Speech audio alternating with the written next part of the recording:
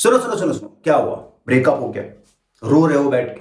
Panic attacks आ रहे हैं, रात में नींद नहीं आ रही, नींद की गोलियां खा रहे हो, एंजाइटी डिप्रेशन ओवर थिंकिंग हो गई और अब सोच रहे हो कि इससे कैसे डील करें, इससे कैसे निकले। तो मेरे दोस्त, आज मैं इस वीडियो में आपको यही बताने वाला हूं कि आपको एक्चुअल में मूव ऑन कैसे करना है, क्या आपको प्रोसेस करनी है। और अगर आप ये नहीं करते हो और अगर जो मैं आगे आपको बताऊंगा आप अगर ये कंटिन्यू कर रहे हो तो डेफिनेटली आप देखोगे कि आप फंस जाओगे। 2 साल 3 साल तक फंसे रहोगे, नहीं होगा ब्रेकअप, नहीं होगा मूव ऑन तुमसे। उसने अपने साइड से ब्रेकअप कर लिया, अपने साइड से मूव ऑन कर लिया, तुम अभी भी वहीं फंसे रह जाओगे। क्योंकि तुम्हारे दिमाग में जो आगे बताने वाला हूं ये कुछ चीजें चल रही है। सबसे पहली चीज, आपको ये बात एक्सेप्ट करनी पड़ेगी कि भाई उस इंसान ने आपके साथ गलत किया है और अब वो जा चुका है। आप क्या कर रहे हो? आप अभी भी पॉजिटिव साइड देख रहे हो। अरे वाह हम साथ में थे, अरे वाह हम यहां गए थे, हम वहां गए थे, हमने ये किया साथ में, ये एक्सप्लोर किया। क्यों सोच रहे हो ये चीज?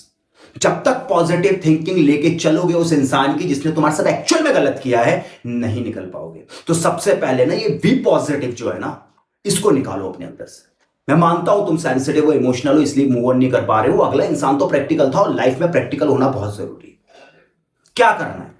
मत सोचो ऐसे कि लाइक मैं उसके साथ यहां गया था, वहां गई थी, ये किया था, वो किया था, emotional feelings and good feelings नहीं। क्यों करना है? ये करोगे तो फंस जाओगे। तो पहला काम ये कि नेगेटिव, अब ये सोचो ना यार उसके साथ कि उसने आपके साथ गलत क्या किया है। आपको धोखा दिया, यस दिया है, तो सोचो ना उसको आपके साथ गलत किया, चीट किया, धोखा दिया, फाइनेंशियली, फिजिकली, इमोशनली यूज किया तुम्हारा, पता है ना, किया है ना एक्चुअल में। तो फिर सोचो ना, क्यों सोच रहे हो प्यार वाली फीलिंग्स, क्यों सोच रहे हो पॉजिटिव साइड? नेगेटिव साइड सोचो कि उसने तुम्हारे साथ गलत क्या किया है, जो एक्चुअल में किया है। पहला काम करना है।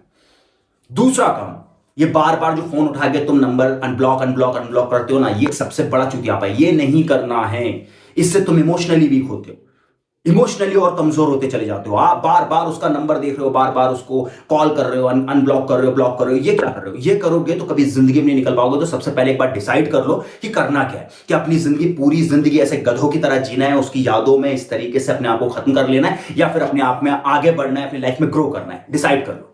और एक बार जब डिसाइड कर लो ना, उसके बाद में फिर उसको ब्लॉक करो और उसके बाद फिर उसकी लाइफ से टोटल आप हट जाओ, जैसे कि वो हट गया।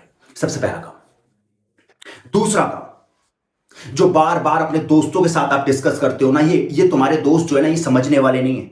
ये सिर्फ आपके मजे लेंगे, आपके सामने बोलेंगे हाँ हाँ ठीक है मैं समझ रहा हूं, तुम्हारे जाने के बाद बोलेंगे अरे क्या चूतिया इंसान है यार, साला यार अभी तक के रो रहा है, उसको पॉजिटिव होना चाहिए, लाइफ में आगे बढ़ना चाहिए, क्या कर रहा है, चूतियापा कर रहा है। ये चीज वो तुम्हारी पीठ पीछे तुम्हारी मजे लेने वाले हैं। तो अपने दोस्तों से डिस्कस करना बंद करो।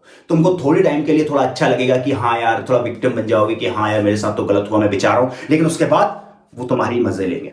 तो सबसे पहले तो ये काम करना बंद करो। ब्लॉक अनब्लॉक मत करो, पॉजिटिव थिंकिंग मत रखो और अपने दोस्तों से डिस्कस मत करो। और अगला काम यह करना है कि आपको खुद के साथ बैठना है, खुद के साथ रहना सीखो।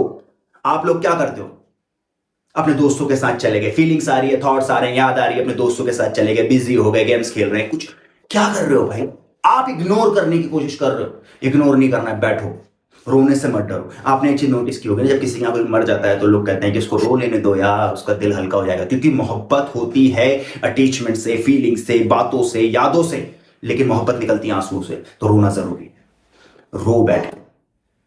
जो फीलिंग्स आ रही है, जो इमोशंस आ रहे हैं, जो भी दर्द हो रहा है, जो भी तकलीफ हो रही है, उसके साथ बैठो, उसको जियो।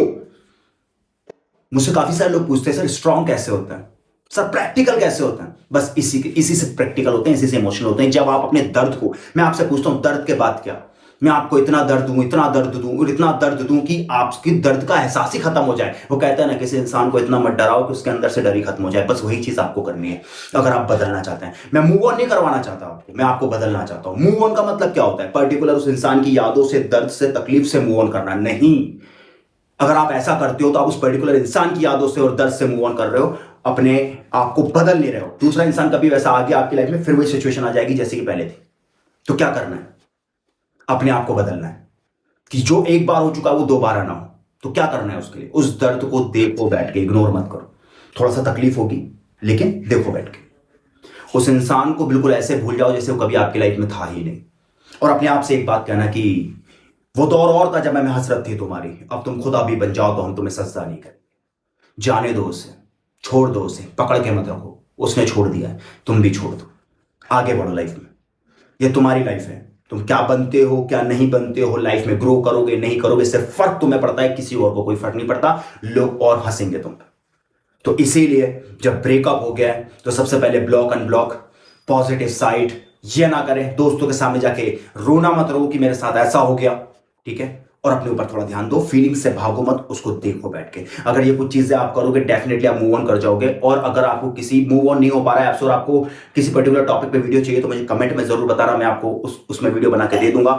और मुझसे डेली कनेक्ट रहने के लिए इंस्टाग्राम को फॉलो कर लें। Thank you for watching. प्यार और सपोर्ट बनाए रखें और रो मत यार, तुम्हारे दर्द को समझने वाला यहाँ कोई नहीं है, खुद को समझो।